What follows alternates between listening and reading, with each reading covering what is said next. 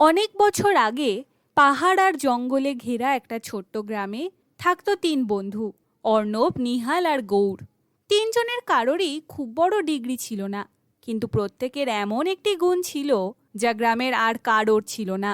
একদিন গ্রামের চায়ের দোকানে বসে তিনজন কথা বলছিল। আর কতদিন অন্যের খেতে কাজ করব? এভাবে তো জীবন কেটে যাবে। কাজের অভাব নেই, কিন্তু আমাদের গুণের দাম কেউই দেয় না। তাহলে চল অন্য রাজ্যে যাই, ভাগ্য যদি বদলায়। চায়ের দোকানদার হেসে উঠল। তোমাদের দেখে তো রাজাও চাকরি দেবে না। রাজা দেবেন কি দেবেন না জানি না, কিন্তু চেষ্টা না করলে জানবো কিভাবে? তিনজন একে অপরের দিকে তাকিয়ে মাথা নাড়ল। পরদিন ভোরে তিন বন্ধু রওনা দিল। হাঁটতে হাঁটতে তারা ঘন জঙ্গলের মধ্যে ঢুকে পড়ে।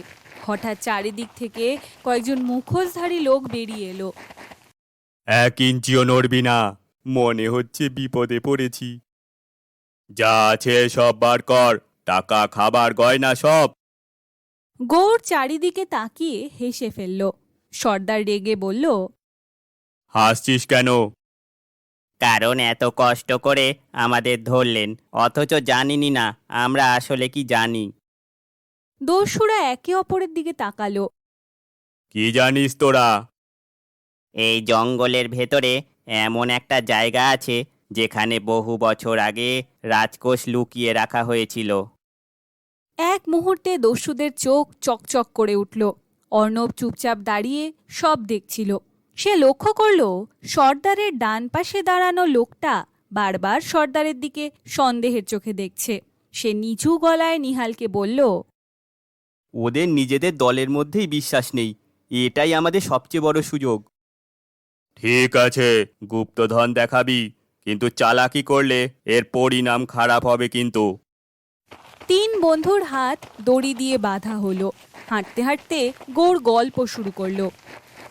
শুনেছি সেই গুপ্তধন পাহারা দেয় পাথরের তৈরি এক পুরনো মন্দির, কিন্তু মন্দিরে ঢুকতে হলে 3টে চিহ্ন খুঁজে বের করতে হবে। সর্দার, যদি সত্যি হয়, ধন পেলে ভাগ করব কিভাবে? যা বলবো তাই হবে। অর্ণব মুচকি হাসল। সে বুঝে গেল সন্দেহের বীজ বপন হয়ে গেছে। এদিকে হাঁটতে হাঁটতে নিহাল হাতের দড়িটা ঘষতে শুরু করলো। ছোটবেলা থেকে সে দড়ির গিঁট খুলতে ওস্তাদ। কয়েক মিনিটের মধ্যে তার হাত মুক্ত হয়ে গেল, কিন্তু সে কাউকে বুঝতে দিল না। আর একটু সময় দরকার। তবে একটা সমস্যা আছে।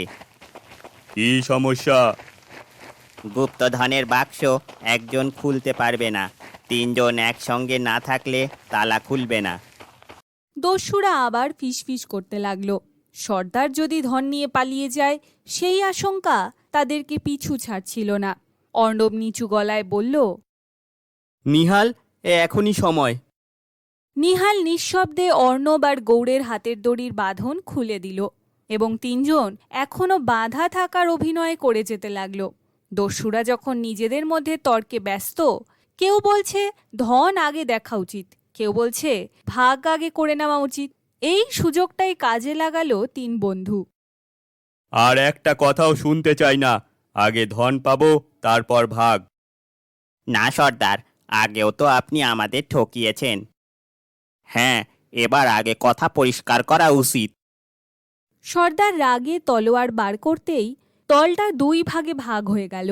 অর্ণব আস্তে করে বলল, গৌর, আগুনে আরেকটু ঘি ঢাল। সর্দার, ওদের কথা শুনুন। গুপ্তধনের মানচিত্র তো আপনার কাছেই থাকবে। পরে যদি সব নিয়ে পালিয়ে যান, তাহলে গুপ্তধন আপনার। গৌড়ের এই কথাতেই দস্যুরা ক্ষেপে উঠল।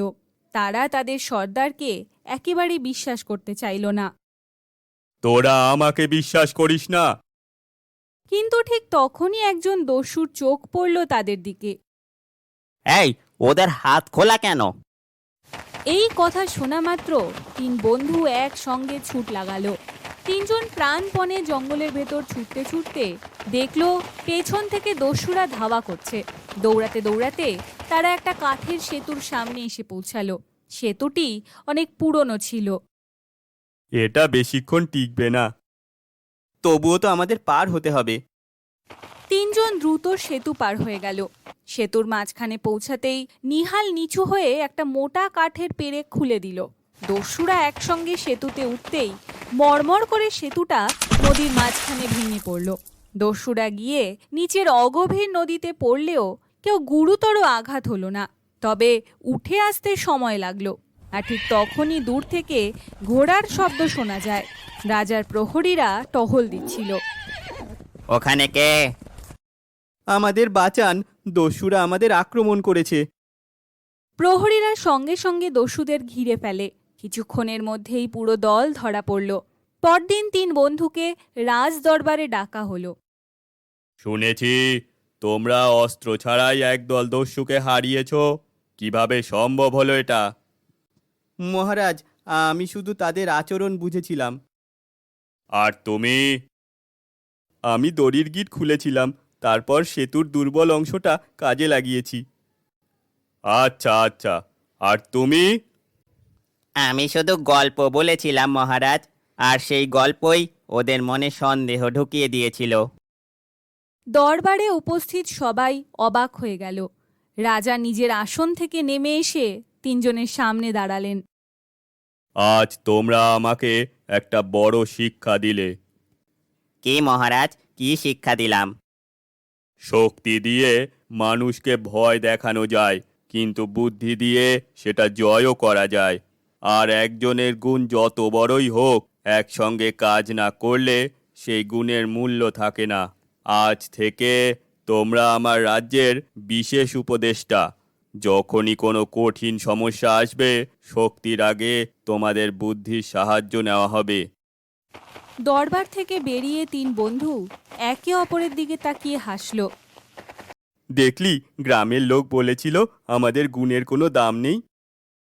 আজ এই গুণই আমাদের এখানে এনে দাঁড় করিয়েছে। মনে রাখিস, আমরা কেউ একা জিতিনি। আমরা একা হলে ধরা পড়তাম, তুই একা হলে পালাতে পারতিস না, আর গৌর একা হলে কেউ ওর গল্প বিশ্বাস করতো না। সেদিন 3 বন্ধু শুধু দস্যুদের হাত থেকে রক্ষা পায়নি, তারা প্রমাণ করেছিল ঐক্য, সাহস আর বুদ্ধি মানুষকে সত্যিকারের বিজয়ী করে।